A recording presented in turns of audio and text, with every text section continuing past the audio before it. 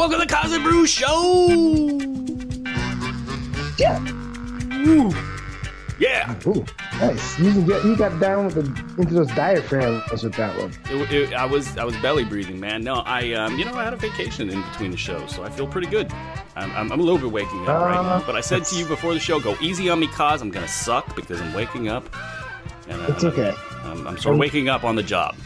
I've been carrying you for so long now. I don't even know that it's kind of like on The Biggest Loser when they lose a bunch of weight and they give them a fat suit of how much weight they've lost, and they're like, "Oh my god!" Like I won't notice. I'm still obese because I've been carrying you for all this time. Oh, the imagery. So I'm basically a bag of fat. That's nice, Koz. So you're the fat that I haven't lost yet. Like you don't know when you're obese, you don't really you don't like think, "Oh man, this is too much." Then you lose the weight, and you put it on. I think you've just missed me, Koz, because I posted that picture of my vacation fish. I did, and then you claimed that it was a promo for the Florida Everglades. I did. That was a glorious. For those who don't know, Brewski he's not much of a Facebooker, and he doesn't put it out to too much of his fan public. Did you post it on Twitter? Oh no, because I kind of knew that would be the end of me.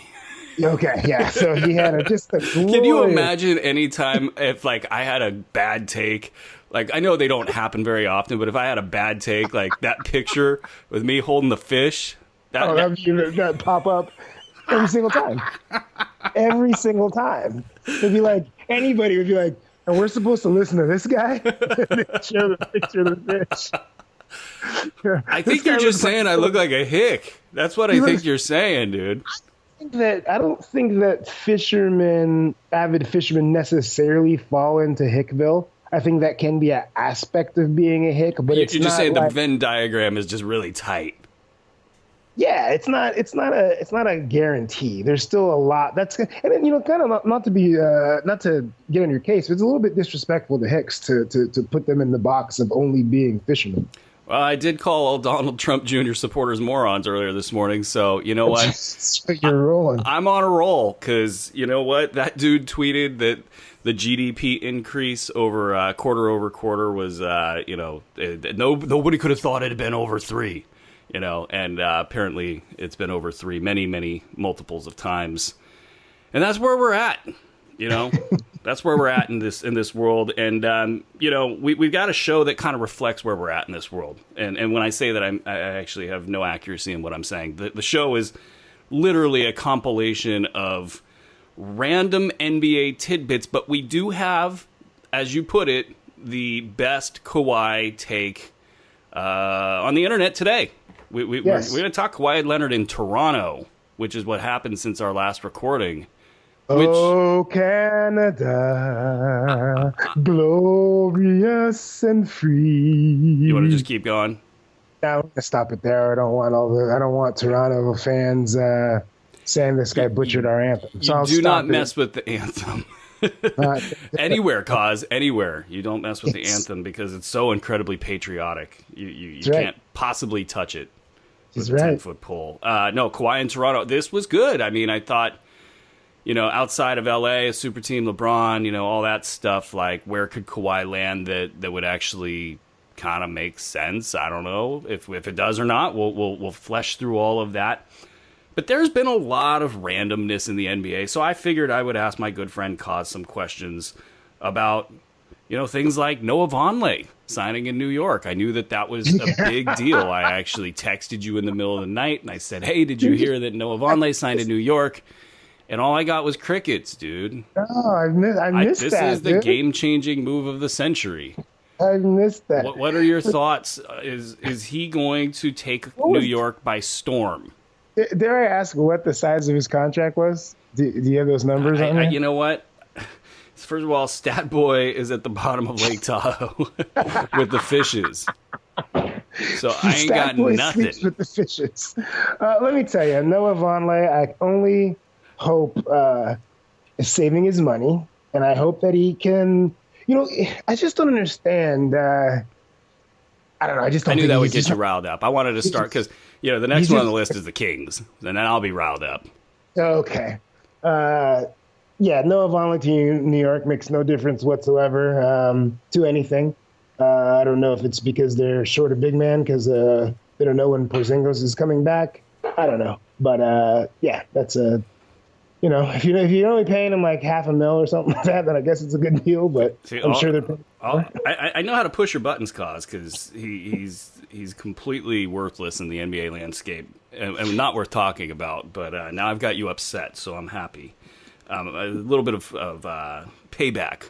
Because right after the fish photo, my sister literally photoshopped one that said "straight out of Florida," covering me on the. I was like, "This is a meme waiting to happen." I'm glad nobody follows me on Facebook, so I want a little bit of revenge there. Did you see the John Wall photo that was floating around? I did see that. Did you see that? On a lighter note, yeah, I figured this will make you happy. For those who don't know, the USA Basketball took their, I guess those were their media photos that go on programs and everything like that. And John Wall, who usually keeps media photos is generous, Koz. That's like when you get a badge at your new job and they take your photo up against the side of a wall. Well, whatever it was, he normally he keeps it pretty tight. He's pretty cleaned up most of the time. If he has whether his hair is long or short, but he looked like he had himself a night. He definitely he looked like he had himself a time the night before. So I'm gonna really mess her name up, but it's like Sirah Sohi, the writer. She's out of Canada. She tweeted a picture of him, like a clean cut picture of him, like day 1 in Summer League Vegas, and then the next picture over was day 6 Summer League Vegas. That's right. I mean, you can't hold against him. The USA basketball camp is in Vegas, so I'm not gonna lie. I think both of us have looked like that in many photos. I know I've looked like that after a night in Vegas. Like, so. I honestly looked at that picture and I was like, do I have to downgrade John Wall in fantasy drafts this year? Oh, okay. Speaking of slightly, maybe kind of somewhat funny NBA news, did you see the CJ McCollum and Kevin Durant beef? I have seen that. Yes, that was all. Unfortunately, that's all the NBA radio was talking about. Yeah, it's light on content these days, as evidenced by this show. Yes. But KD, he can't win the room, can he? Well, I don't think I've ever seen someone he's one of the 4 or 5 best basketball players in the world, got all the money in the world, does a bunch of really philanthropic as far as the community here in the Bay Area, and as he was in OKC, where he was an NBA Twitter hero, I might add. He was he's a handsome guy, but the man thinks way too much about what people say. He just that was what his comments to the media were basically about. He's like, I'm just not going to stand here and take it. And it was funny because, there's a part of me that goes, yeah, man, you do that, Yeah. Screw everybody else. But then there's that's like the devil on my shoulder, and then the angel on my shoulder is like, who cares what anybody else thinks? I don't think he's a bad guy because he clapped back at the media. I don't think he's a bad person for it. I just don't understand why do you care? I mean, it was such a manufactured thing, they went back and forth, they had their fun. Because it's not who cares? Say they really do hate each other. Who cares? What's that? It's not like if they had asked Steph Curry and he said hey, yeah, But do you think it was manufactured? CJ McCollum started this thing. He's coming out scot clean on this thing. No. It's not that. It's not that. The thing was, it was real as far as the back and forth. It's just not worthy of coverage. It's not a big deal. So what? One guy talked about on one team, talk crap about a guy on the other team, that other guy talked back. Who cares? It's not news. Yeah, but it's like late July heading into early August. Of course everybody cares. There is literally nothing going on right now. Yeah, well, I don't know about. I mean, they could have some originality if you call yourself a writer. and think of something to write. There's a million stories that you could be talking about, that you can write about, that you can predict. But that would require work, Koz. That would require work. And this is just, kind of low-hanging fruit. Oh, okay, we'll make these guys into the... For schlocky guys like us to talk about. Yeah, so I did see it. He should probably, like, if they'd asked Steph Curry in an interview and he had said, like, yeah, I'm glad Kevin's here and he's a great player and I hope he finishes his career here with me and we win more championships. But yeah, I don't think I could have ever done that. If it had been reversed and we lost to OKC, I wouldn't have went there. That would be news. That would be news, because that would clearly have an impact on the dynamic of the team. Someone it's funny. I think it's not news that CJ McCollum does it. Who cares? Who cares? They got eliminated in the first round. Who cares? I think that's interesting because there's like a Kevin Durant kind of problem. I'll overuse the word problem that he exhibited during the playoffs, which was sort of a lack of understanding of self, and sure. that. Maybe that's the thread people are tugging on, but they can't get past an aggregated headline and, the 3-sentence story that's going to get a click that people get to the website. And then, that's the depth that they're taking it to. And maybe they don't want to even really get into what I thought we discussed pretty straight on, which was Kevin Durant really struggling in the playoffs against the Rockets. Right. And the whys and the NBA TNT Inside Tracks segment with Steve Kerr just groveling like, to not shoot the ball in an unbecoming way for our future president, Steve Kerr, Greg Popovich, 2020. Let me hear it. Like, he had to grovel to get the guy to stop taking ridiculous shots. They almost lost. It's true. They almost lost, man. And it's like he doesn't have any clue that he did it. So yeah. I think there's threads there. It's, and then the CJ McCollum stuff is hilarious because, like, Durant's like, I did your pod, man. Yeah. you small, insignificant twit. I did your pod, man. It is. It's pretty funny. I heard a caller who brought up a really good point about the whole Kevin Durant situation. And he was saying he doesn't know why none of the other Warriors are considered soft in this whole thing. Why it's just Kevin Durant getting the thing? Because he's like Draymond Green spent the entire series recruiting Kevin Durant, knowing full well that a quarter of his team would probably be cut. A team that just won 73 games. He spent the entire time recruiting him. Clay spent time recruiting him. Steph spent a lot of time recruiting him. No one has ever said, hey, these Warriors, Steph and Draymond, they're not competitors. No one said that. I was like, that's interesting. But it's kind of like once the story gets put out, once the narrative gets put out, he's the soft guy. Then that's kind of where it took it. But they didn't come. They lost in Game 7. They didn't come back and say, like, we don't need Kevin Durant. We lost because we played a stupid fourth quarter. We could beat these guys. They said, heck no, we better go get ourselves an MVP or else Cleveland's going to beat us again. And no one's calling them soft. I was thinking of all that recruitment and thinking, like, you could be pitching like all these future championships and then you're going to be a Hall of Famer if we all do this. And then I got to thinking, I'm setting a Google calendar invite for Klay Thompson's Hall of Fame speech. That is going to be must-see TV. I cannot wait. It's going to be about 30 seconds. I mean, what? That's what I'm talking about. It's going to be great. Okay, so in non-Hall of Famer news, the Kings signed Nemanja Bjelica. Does that do anything for you, Koz? No. Okay. It's Bjelica lost me. That's a big old giant guy. Big old behemoth, right? They want a small forward, so naturally they're looking at any other position other than small forward to fill it with. Kevin Love, 4-year extension, $120 million. Yeah, that was interesting. I guess if you're trying to stay relevant and trying to stay in the playoffs, I guess that's Can I throw a hot take out there? Sure. Is he even okay, so let's take the league and let's chop off anybody that's not a top 8 player on their team, right? So we'll say the player pool is 240 players deep.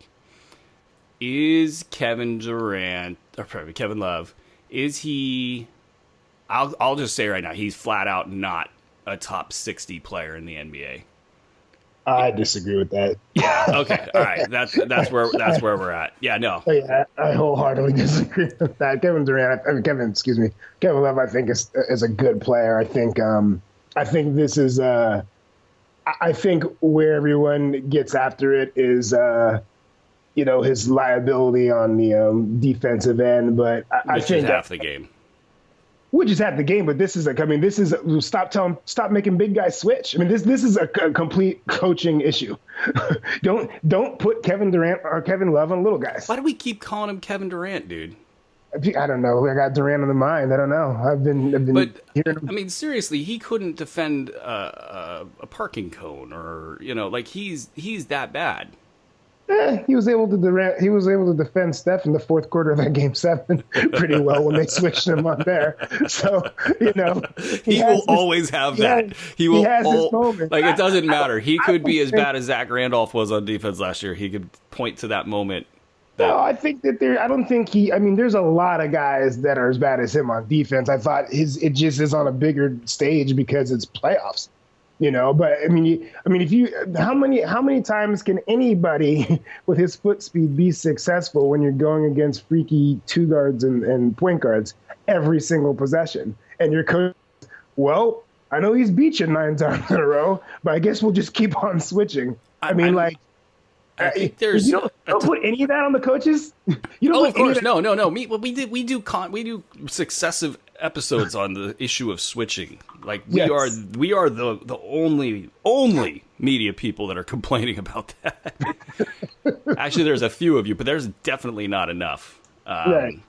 No, okay. So I would, if somebody challenged me, I'll list 59 players or 60 players that I think are better than Kevin Love right now. But like in year 2, 3, 4 of that deal, like it could be bad money. It definitely looks like it's going to be bad money down the road. So I guess I don't understand it from that perspective. I think if you let him get to free agency, I don't know that you have to pay that much. That's what I didn't understand. Is like even if you want to bring him back, right? Like why? I don't think that you'd be at that money. I don't think you'd be bidding against a lot of people. So the actual do it as an extension. I don't know. And maybe it's for maybe it's a lot. Maybe it's I think that as far as developing Colin Sexton, it's not the worst thing. Because you have a guy that can legitimately score on his own. You have a guy that can pick and pop. So I think it can relieve a lot of early pressure and put Colin Sexton in some very successful situations early in his career, which will forward his confidence and make him a better player. So from that, I guess. But I think you could just do that in the 1 year. I think him having a really successful year where he's able to pick up a couple of easy assists with Kevin Love, not having all the offensive pressure on him, I think just a full 82-game schedule of that will be enough to solidify him. I don't know that he's going to need the coddling for the next 5 seasons of having. Did you see the highlight of Sexton getting in a defensive stance and talking trash, like with his defensive stance? This was in Summer League. I don't know if you saw it or not, but I was just like, man, that's going to be a ball player right there. Yeah. Defense, man. Defense. People talk about offense so much. These players, it's funny. There was all this praise for Willie Cauley-Stein. Randomly, I forget who said it the other day. It was a pretty big name player. And I'm sitting there thinking, man, he has regressed so much on defense and on the glass. And just because he has gained a lot of offensive talent, like his stock in the league and with players is going up. And I just don't understand, get off my lawn or whatever. But defense to me is like the beginning and the end of everything. So I guess that makes me an NBA coach. David Nwaba is still out there. Crickets. Still floating. Okay. Yeah. That's interesting. I think he would have been a better. I think Well, I'm sure we're going to talk with him in a second, but I think I would have snagged him up if I was Houston. Oh God, yeah.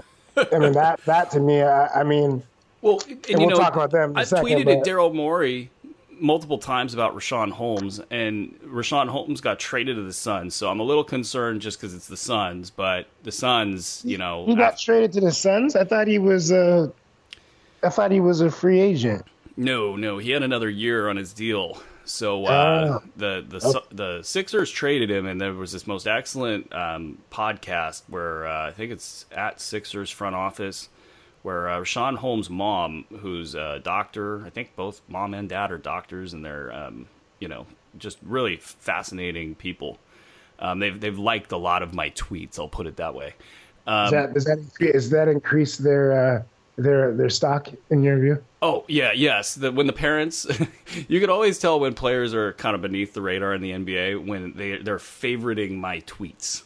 That's I think that there's like a correlation there. But no, so the Rockets, you're playing the Warriors, right? You've got to have defensive stoppers on the floor. Players don't want to go against a guy like Rashawn Holmes in the pick and roll. Like, so when Philly played Golden State this year, and any time they saw Rashawn Holmes on the pick and roll, they just passed out of it because they're like, well, why go against this guy? We could go against the other guy, and they were, pretty picky. Golden State was about where they went with the ball, but a lot of times they don't care. And they'll just go anyway. And he's a guy with all sorts of length and athleticism and can get out there and defend the pick and roll in space. And so I tweeted Daryl Morey, so he can't say he didn't know about the guy. And David Nwaba, I haven't tweeted about him. Because Morey always goes over all your tweets in a fine-tooth comb. I got enough followers to where he might get a ding on his phone. Might get a ding. Okay, he might get a ding on his phone. If I'm just saying, like there is no excuse for this. And the same thing with David Nwaba. Like, what if you're a contending team? He's sitting out there without an offer right now. The Bulls rescinded his qualifying offer so they could basically keep Zach LaVine in the fold. And there's some question about what their next move would be.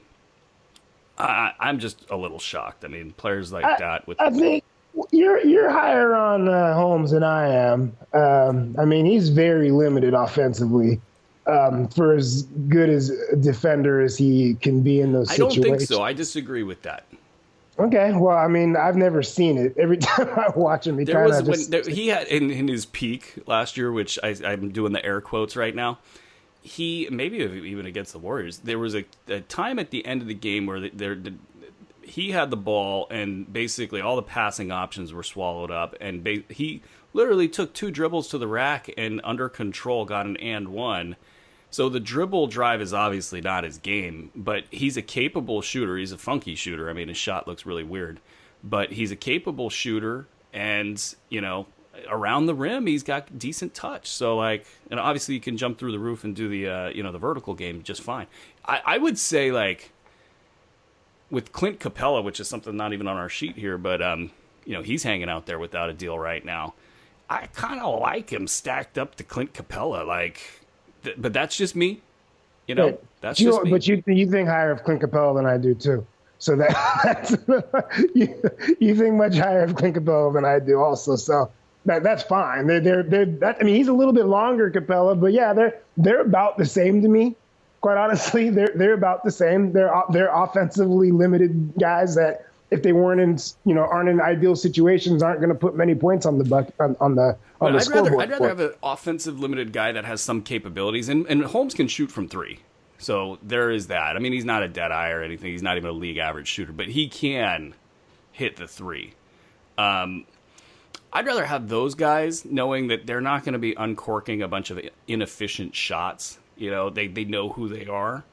And that gives you the ability to then spread that offense to other places. But, back to the Rockets here, David Nwaba, good luck, David Nwaba. I think the only thing that would really be a concern with that guy from a signing standpoint is maybe there's injuries there that we don't know about. He has spent some time on the sidelines, but I mean, as far as a player in today's NBA that can get out there and defend multiple positions and hit a 3 occasionally and have all sorts of athleticism and make all those sort of winning plays, that, especially at the rate he's going to cost, is a guy that I would want on my team. You know, if you're Houston, you've got them now instead going after Carmelo Anthony, where it looks like he will be, he will be their power forward. I don't know. Like you go from Trevor Ariza to Carmelo Anthony. What is going on here, Koz? I don't know the NBA obsession with Carmelo Anthony. When you look at it from a career standpoint, like he just hasn't really impacted winning. I thought he was in a perfect situation when he was in Denver, and he just like fought like hell to get out of it. That Denver team, all he needed to do was score. When he uncorked 25, 30 shots a game, it fit. It was perfect for what they needed with the other guys on the court, and it impacted their winning. New York, we all know what happened there. OKC, he can't play any defense. He's never been a very good rebounder, which is just an effort thing because he's an excellent offensive rebounder. He doesn't want to fit. He wants to decide how and when he's going to fit into your team's scheme. So I don't get it, especially when you're playing in a D'Antoni system, which he's already played in, and it didn't work out. And I understand now he's got Chris Paul and Harden doing the heavy lifting, but he doesn't shoot threes very much, which is something that D'Antoni likes. There's many angles I don't understand it from, but to think that this is Carmelo Anthony of 10 years ago who's just going to go in and light up and whoever is covering him, even like our really good defenders, there's just no evidence of that. And even if you put him like in a diminished, like, okay, we'll put him in against the bench guys. I mean, I just haven't seen a good defensive team. Will he come off the bench? That's the most hilarious thing to me is the pushback he has about coming off the bench. Yeah. I mean, let's just say for the sake of argument, he does, which I don't think he's going to. But I think what you might see is him starting and then like sitting very early and then coming again, like playing 4 minutes, sitting down, coming back in at the end of the first quarter, maybe against some bench guys. But the thing is, like, even I haven't seen too many good teams that he's played against, even their bench guys, that he doesn't get double teamed.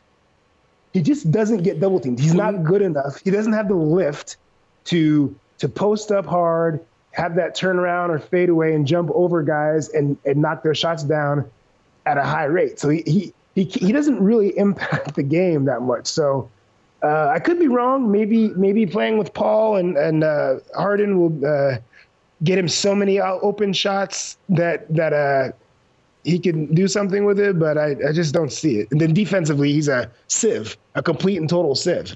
So, well, and you've got a team of sieves, that now are forced to play, I should say. You're not a team, I guess, full of sieves. Chris Paul can probably get by on his smarts alone. Right. James Harden, if he's engaged, can be an average defender. He can lift himself to an average defender at times, yes. Right. Eric Gordon is probably in that same boat. If he's engaged, he can do it. Probably won't see a ton of it in the regular season.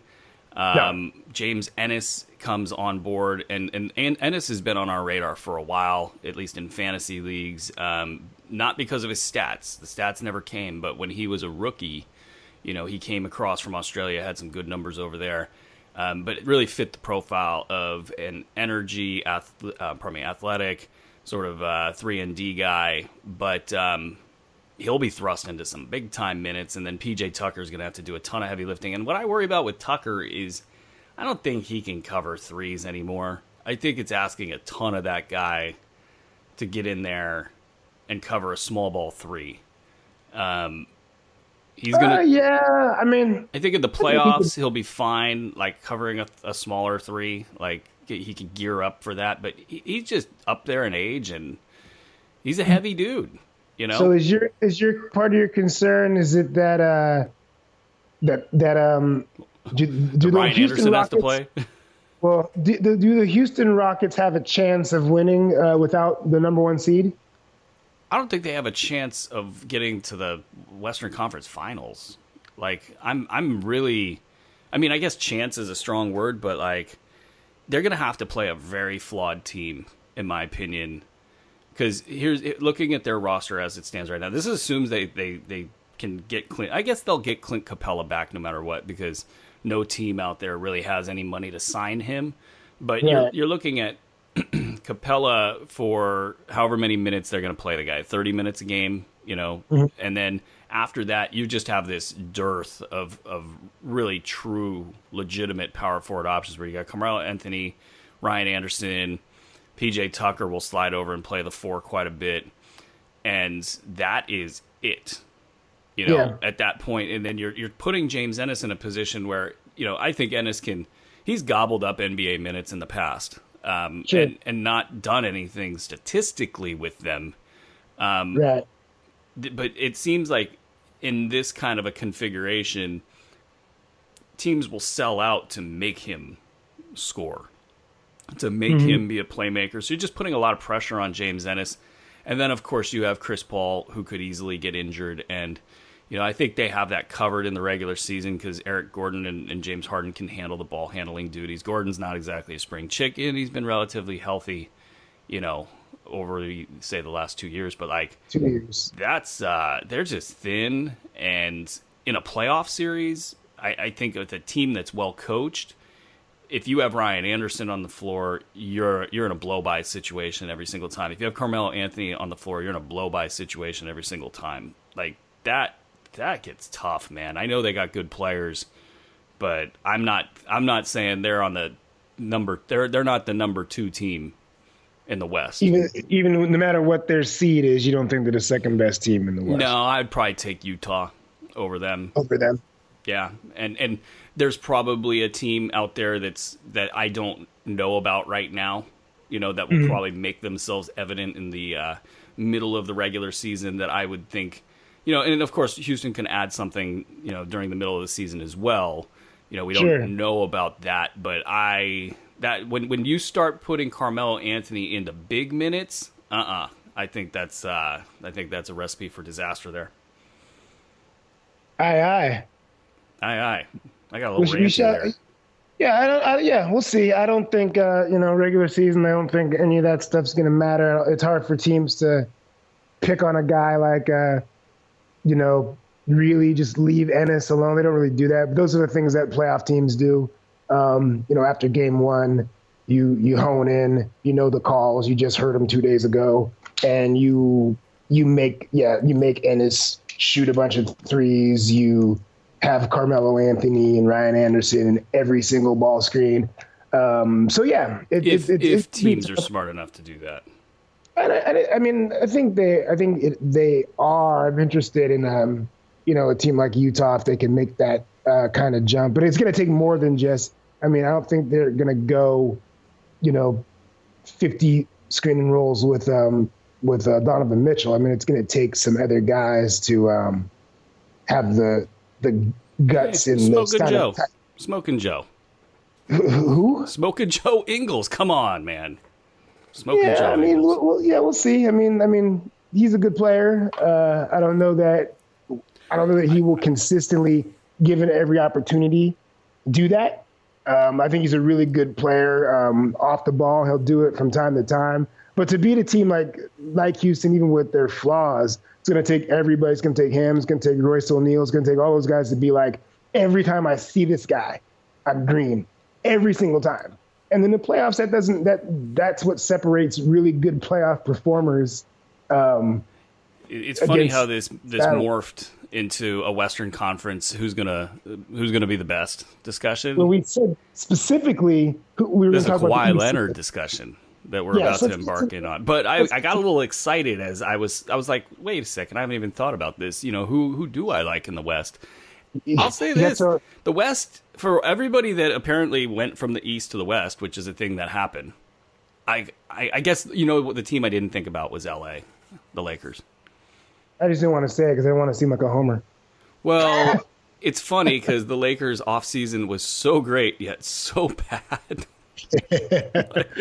What, you don't think the answer resides in Michael Beasley? I just Magic made all those decisions, right? That's a hilariously constructed team. Listening to Pelinka talk. Who's hilarious, by the way? Pelinka's just hilarious. Doesn't he seem like he hasn't had enough sleep whenever he talks? Like he's got like a kind of a slow drawl to him. It seems like he's really just waking up. He seems like he's on peyote half the time. No, I don't know. He's an interesting cat, and that team is an interesting team.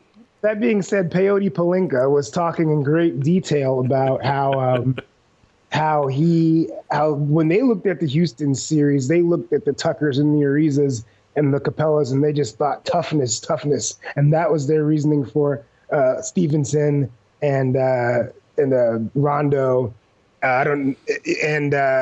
These other moves that they've made. So we'll see. I don't know how. I know that Stevenson could be an irritant.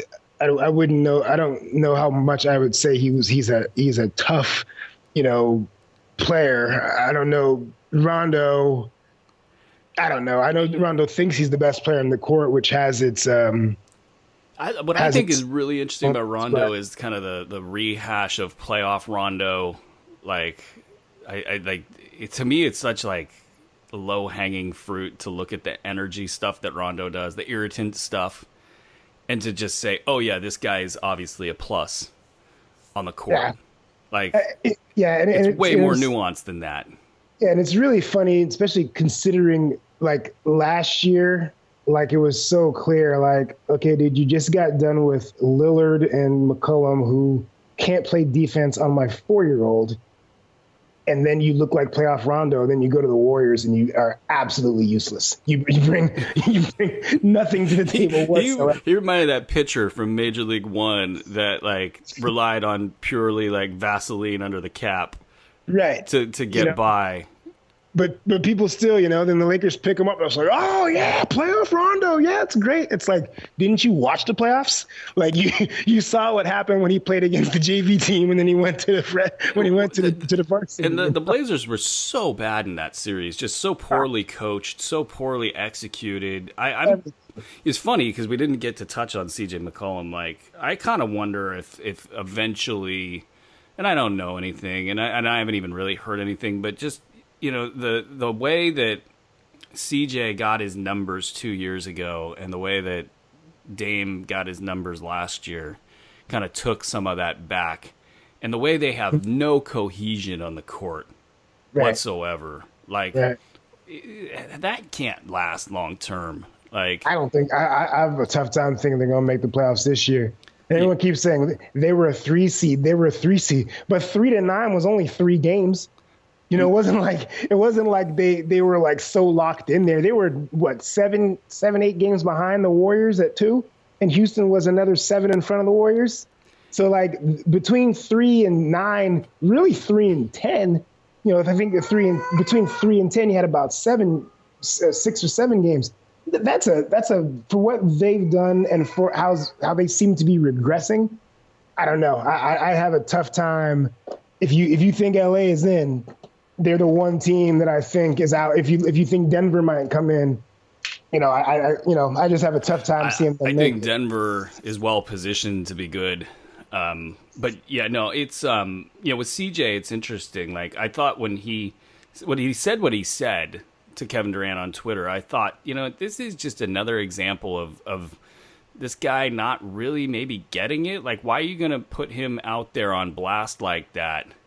Yeah. If you're CJ McCollum, and he started in this league with hopes of having a media career. Like he started that, and that's fine, to each their own. But like, I mean, he was reaching out to guys I'm working with, and I'll tell you this much: like, the guys I'm working with are not, back in the day, like these weren't A-list media people. No offense to anybody, but. So what the point is the breadth of the effort this player had in reaching out to media to sort of kind of be like, hey, I'm one of you. It speaks to a difference in approach. There's, some players that just kind of, they keep it within the lines and they're all about business. And, I just wonder, there's something a little off there and it doesn't add up to me. So it'll be interesting to watch how Portland handles things this year. And other than the attempted, that New Balance might be trying to sign Gordon Hayward, which was on my list here, I just found it really interesting because I wear New Balance shoes. Uh-huh. And I My, look my, at my running shoes are New Balance. are I do they? enjoy it. Yeah. I wear them because I'm really old and really kind of out of shape, and so I figure I need the extra stability that a New Balance shoe gives you, and I put the insert in, and it basically supports my overweight self. I'm not that overweight, but I need the extra support, and I thought to myself, are they marketing to old dudes like me? New Balance, new sponsor of the Koz and Bru Show. Anybody with an ankle injury, check this out. One of your very own, Gordon Hayward, is in the NBA, and he wears our shoe. I was trying to work that in, and it's in. You know what? To segue our way into the conversation of the day on Twitter is Kawhi Leonard in Toronto. The question becomes: is Kawhi Leonard in Toronto now minus DeMar DeRozan, who heads the San Antonio Spurs? How do they stack up against the Celtics, who bring back Marcus Smart, bring back my dog, who's barking in the background? You don't have the patent on background noises, Koz. That's true. Mine's my little guy's being pretty quiet right now. The the Boston Celtics keep Marcus Smart and are really stacked. I mean, you see some pictures of Gordon Hayward out there shooting and such, and that kind of just as a reminder that this team did pretty damn well in the playoffs without two really good basketball players. Those guys are coming back. Smart's coming back, but you got Kawhi over there in Toronto, and not a ton changes with Toronto. Obviously, DeMar DeRozan being out is a big deal, but it was kind of that duplicity thing. Kyle Lowry, I thought, was a pretty good fit next to DeMar DeRozan in terms of just not really being a big shot taker. Like, the volume of shots for Kyle Lowry isn't like a lot of, I'll use the term loosely, star players in the NBA. So what do you think about this new Toronto Raptors team that obviously got a lot of depth, but you bring Kawhi Leonard in and it's a big question mark, and now though, like, if he's healthy, I've thought he's the top player in the NBA. Yeah, if you remember, we had this talk on the last show about, because you were saying that LeBron's out, that maybe this is enough, and I was saying, man, no, this is terrible, and I don't trust these guys, and and they brought in the new coach, but it was just an assistant, so I really don't think it was a big enough thing. Well, they did a big enough thing, I think, now. To me, like, it's a complete home run for Toronto. Not that San Antonio lost the trade at all, but as far as what they needed to accomplish and get done, I think it's an absolute and total home run, because you got a guy, if he's healthy, he is in my opinion, one of the three best players in the league. And we're talking about the only guy in the league that defends at an extremely high level and scores at a very high level all the time. There's really not another guy in the league that can do it on his own. I mean, Klay Thompson needs all the screens and the whatnot to get his off. But Kawhi Leonard is the only guy that can take the ball 90 feet, not get any help, score at will, come back and lock up your best player, make him take more shots, take away his assists. So to me, even the Celtics coming back healthy, I mean, what are they going to do when they put him on Kyrie Irving and say just lock him up? Yeah, it's a huge question right there. So to me, they are right there in a 7-game series with anybody. And, it seems very unlikely that he stays there with anybody. Even the Warriors. One of our great writers, Jack Winter, put out a really good column on that same exact thing. Said exactly what you said. Yeah. So you think that this team can compete with the Warriors, this Toronto Raptors team? They can. I think if Cousins is healthy, I would take the Warriors in 6 competitive games. But here's where here's where they have an advantage. Because I think the back end of, what's his name had a 3-year deal, but that last year is at $30-something million. That could be pretty bad money on the DeRozan, he has a player option for a 3rd year. Even if when they come into the free agency this year and they've just went to the NBA Finals and taken 2 from the Warriors, and and maybe one of those games is because they just couldn't keep Cousins off the glass and he's not going to be there anymore. Are you going to, if you're Kawhi Leonard, are you just walking just for the sake of going to play with LeBron? No, maybe that is a really good thing. Maybe that is the best possible option. If we're going to talk about the deal, I can make this real easy. Like, DeMar DeRozan, at the rate he's being paid, is not some extremely it's an asset. It's an asset, but at that price, it's not the asset that you'd think it is. And it's hard to get good players in the NBA. I understand that even at whatever his rate is, I think it's like $27 million. It's an asset you want, but it is not like a massive asset that, a massive asset is Stephen Curry on his deal. That's a massive asset. So the trade itself, I always thought that, Kawhi held all the leverage, and he does land in a place where it's very intriguing, and the Spurs probably did fine in that to get DeMar DeRozan as a player who's kind of accustomed to being a franchise guy, and it's somebody for their team that can kind of reset their timeline and be somebody that they can sort of build around, going into the future for the next 2 to 3 years while they sort of regain their footing. Because now post Kawhi, they ain't got nothing. Right, so, and they've got, and then exactly in those next 3 years, they got money coming out, Powell and all these contracts that will be coming. They can build around DeJounte Murray and such. DeJounte Murray. It's like the Spurs were screwed one way or another. Yeah, and if you think of all the packages that were out there in the immediate, whatever LA, whatever Boston was giving, DeMar DeRozan is the best player that was out there in any of these scenarios. It's a Philly up Embiid or Simmons or anything like that. So, and all the packages that people were, talking about were possibilities. DeMar DeRozan was the best player. Well, and I'm sorry we kind of got off your most salient point, which was that this is a really good Raptors team, and Kawhi Leonard, if they're playing competitively deep into the playoffs, would have at least a question of, do I want to leave this? And it's a good city, and there's a lot to going on there, and theoretically, Masai Ujiri is somebody that could stick around there. And the question marks are going to be interesting because, you got a new coach. You do have pieces that could sort of, fall off. Kyle Lowry's up there in age. Contractually, him and Serge Ibaka. I mean, Serge Ibaka is actually probably the biggest worry of this entire bunch. But when you talk about going deep into the playoffs, you're against like a Boston, against like a Golden State. What's his name? Siakam. DeLon. Right? Those are the guys that you're going to need on the court. Well, that's right.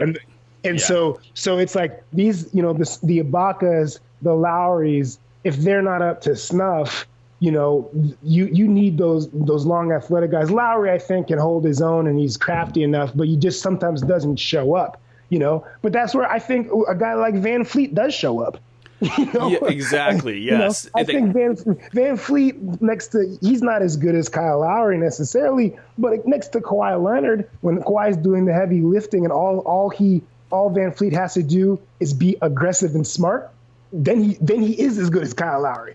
Then the drop-off is not quite the same. So I think it just was as far as if you're ever going to sell something to a guy for a year, they've got the perfect pieces to do. The lineup of Lowry, Wright, Van Vliet, let's get weird with it, and also Kawhi, playing, like Kawhi to me can cover Kevin Durant all day long.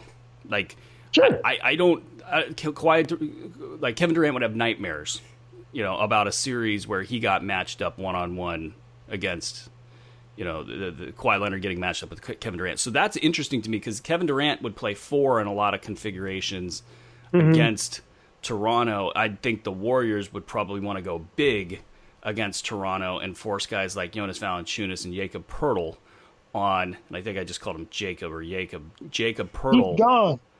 Like, Poeltl went to where did Poeltl go? I'm sorry. Yeah, you know what? I'm looking at a depth chart that's not updated. Yeah, he's on. He went with. I'm so stupid. Don't worry. Yeah, he went to. He's with. Well, that's not good. And I know they haven't re-signed Bebe yet, but yeah, Pascal Siakam makes them really unique and dangerous because he showed a lot last year, and his ability to get out there and move his feet, that might be the missing link. Jonas against Boogie, I'd pay to watch that. Those two beat the crap out of each other and play similar minutes. I don't know. And quite honestly, though, I'm not so sure how willing Steve Kerr is to go big. I'm not so sure how Steve Kerr is to bend. Quite honestly, let's see how the Boogie thing works out, because it could end up being that Boogie plays his way out of Steve Kerr's favor. It's true. It's so that the Boogie piece. We talked about that a lot, but like him, and I think listening to Bob Myers talk, I think they get it. Like, they're not going to let Boogie hang around the 3-point line, I think. Like, that's what they all say. That's what everyone's saying. And I did not realize that they post up more than any team in the league. Well, the Warriors. It's kind of funny that everyone concentrates on the three ball, but the Warriors post up more than any team in basketball. It's so funny listening to Bob Myers talk about it. It's like he was listening to the Koz and Bru Show. He's like, you get the ball beneath the free throw line, and everybody's got to turn their head, and then when it kicks out, you're looking at the ball and you're looking at the hoop. It was like beauty. It was so. I was like, Bob Myers, you're the man. I forgot you played basketball. Yeah, right. So I like Toronto. So now against the Celtics, the Celtics just have players, man. They just come at you at waves. They got waves. They do have waves. And that's where do you start? It's never a bad thing. I'm interested in maybe the politics of the Celtics. There's all this, Kyrie joining with Jimmy Butler in New York and all this and that. I think what's going to help the Celtics is that they played so well without him last year. So I think, I would assume he's going to be willing to defer to Tatum, to Brown, to Hayward much more this year, which I think is going to save his body. Because it's clear when he has to do a lot of heavy lifting, he just doesn't make it through a season. So I think that's going to help them. But Kawhi's a beast. I mean, he is a monster of a problem for anybody, especially on a little guard like Kyrie, who doesn't necessarily feel like he's impacting the game unless he's scoring. That a guy like Kyrie can get into a situation where it would be like Kevin Durant. Where he feels like, I'm not impacting the game. I have to get my numbers. So if that means I'm taking 26 shots instead of 19, then that's what has to be done, and that's where you lose games. So, but they would still probably have gotten to my head. They're still probably I think Philly's actually got quite a ways to go. Ooh, Philly, man, talk about an organization taking a step backwards. Yeah, I think I don't really. I'm not to say I'm not sold, but I ain't sold on any of them. I mean, I like Embiid, but I think again he's hanging out too much beyond the line, and really that I don't expect anything from Markelle Fultz. And then, quite frankly, that goose egg. What did he score? 2 points, Simmons, in that one game? Simmons got run of the yard in the regular season when teams were sleeping on the Sixers, and right. It's just different in the regular season. Like, right. I'm pretty low on their off season, and we're gonna have to do a Sixers show because a mess. I'm a little concerned. Yeah. But back to the Celtics. Like, I think for me, the biggest thing that I look at is like, what are you gonna do with Gordon Hayward? Is he a power forward for you now? Like, at times, I'm sure. I mean, you got Kyrie Irving and Terry Rozier. Rozier has to play what? At least 15 minutes, 20 minutes. Like, he's got to get minutes. Yeah. So then you go to shooting guard. You got Marcus Smart. He's got to get minutes. So then you're looking at Jaylen Brown and Jason Tatum spilling over into the 2 and the 3. They got to get their minutes. Right. So what do you call a Gordon Hayward now? Is he just a 4? I mean, I think they're going to want to ease him anyway. I don't think that I can't imagine that he's going to play more than 25 minutes, even if he's 100%. I mean, I wouldn't. I wouldn't play him. I mean, that's just got to be your conversation. I mean, it's going to take a while. I don't care what he's doing in these I saw some little video they posted, and he was playing against a guy that, he was about 5'7", and those are all cute and well, but that's not an NBA basketball game. So I can't imagine that he's going to come out, no matter what the doctors say, he's going to come out, hey, here's your 32 minutes. So I think as far as Tatum, Brown, and him are concerned, I think they can work that out. But he can play 4. I always felt he's an adequate enough rebounder as far as like positioning, and he fights for him, to get away with playing the 4 for decent stretches. So I'm not too concerned about that. I am concerned, though, about the minutes at the guard. Like, you got to keep Smart and Rozier happy, and particularly just to keep Rozier as keep his asset. Yeah, an asset. You got to keep his worth up. You can't just bury if he's not playing. You can't just bury him, on the bench because you don't think he's playing well right now. Because now you're losing an asset that people are so high on right now. So I think that's more of a log jam than the Hayward stuff. Now later in the year, maybe the Hayward stuff does become a problem. But I'll tell you what, I don't know how much longer. Even if he's 100% healthy from day one, I don't know how much longer he's going to be better than Jaylen Brown and Tatum anyway. Well, that's a big question. I mean, I think a player like Hayward will probably be able to keep more of his value just because of the kind of the versatility of things that he can do. But still, yeah, it's a big question mark. Those dudes are coming. Those dudes. Oh yeah, those two guys are, and that Boston just needs to make a trade. Like, that's the easy thing for them, if they can do it, is to make a trade and balance this roster out, get an asset for the future, consolidate some of this depth into a higher end player. Right. Will be tough to do because not a lot of teams want to make Boston better. But so Kawhi, you're going to take Boston in a series against the Kawhi Toronto Raptors? If they're all healthy, gun to my head. Well, I don't know because I don't know that I think against a Kawhi Toronto team, they'd have to win on the road, and they don't seem to want to do that. Now that they have a better chance with Kyrie, because that was clear that they just needed a guy that could get buckets in any situation. But then you have the Kawhi that might chop off the head of Kyrie. But they got a lot of depth. And they've went a lot further than Toronto has. So gun to my head, I would take Boston in 7. And you're saying that because of, I guess, both teams, Boston and Toronto, that the finals of the NBA playoffs are not already predetermined and set as the Golden State Warriors. No, people I think fall into the whole like Boston's just a much better matchup against the Warriors than Cleveland. They could just do it. Even with Boogie. I mean, Horford can really occupy Boogie. I mean, he could pull him away. I mean, they'll have some decisions to make as far as are they going to, when they won't have done it all year long, are they going to say for a series, we probably need to get, Boogie, 25 shots a game, or get him off the court to go small.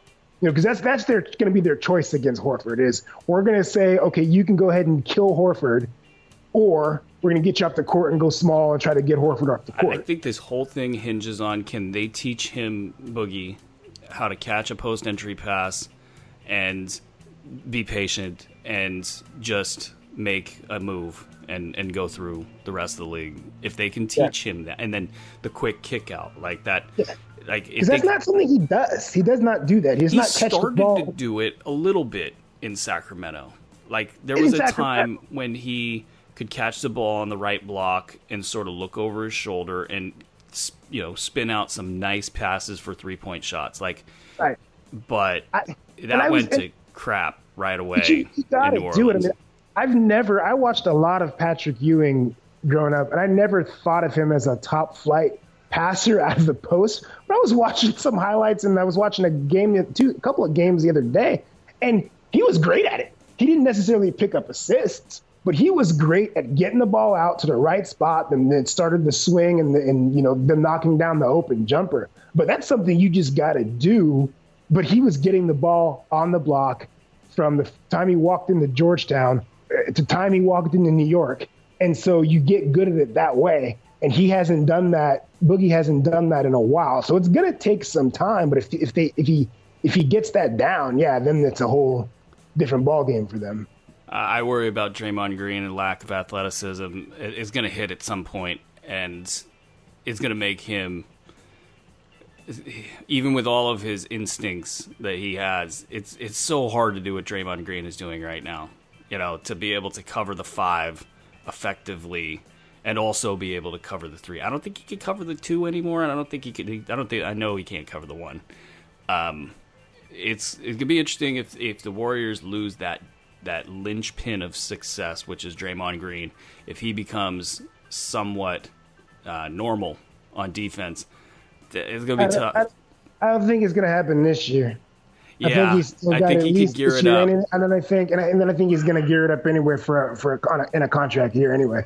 I don't even if he's physically, even if he knows it, I think he'll just put the extra mile out to make sure it doesn't happen. You know, and then film. The triumvirate of him and Boogie and Durant. Do they have what it takes to keep it all together as big favorites? You know, we've seen Draymond lose it in the past. We saw KD lose it last year. Does the 3 of them, do they have some sort of odd explosion that makes the East, you know, a possible contender? And I think on its face, with the talent that Boston and Toronto have right now, that you're right. There's at least we don't have to just write this off as a no chance in hell type of finals. Right. That's good, you know. Yeah, it's been a bit. Yeah, that's an interesting thing. Can they possibly implode? I don't know if they can implode enough to. I can see them, one of them or all of them together, costing them a game. I can see that. Well, Draymond kicked a man in the nuts and lost his team the series.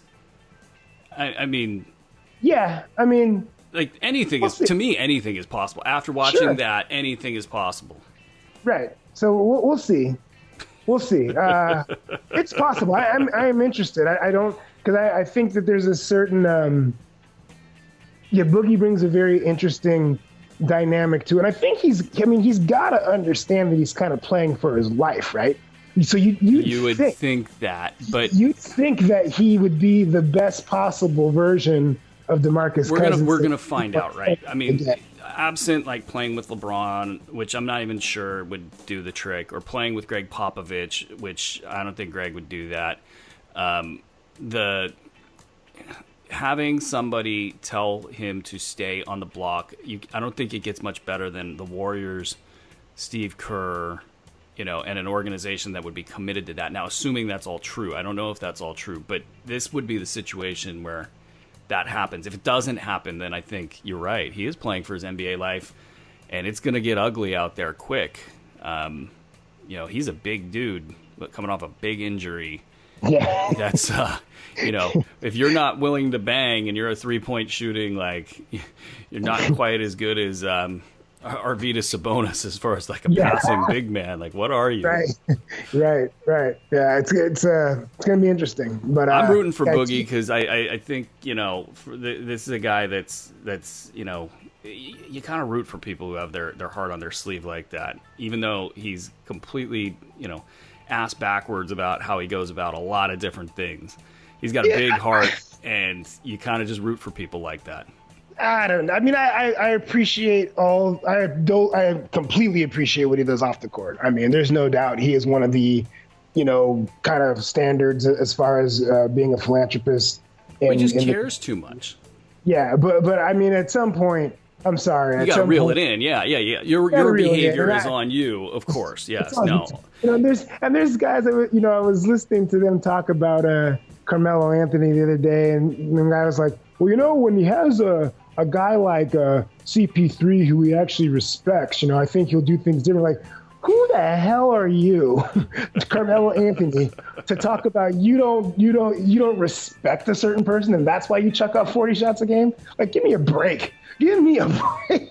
It's all about shot selection. It's all about how you comport yourself on both sides of the floor and also in the locker room and with the media. It's all nuance and it's all out there for public consumption. And cast the first stone, folks, if you feel so inclined. But a lot of interesting things, Koz. I think we covered the dead zone pretty well here. I'm pretty happy with our show here today. And that's going to do it for us.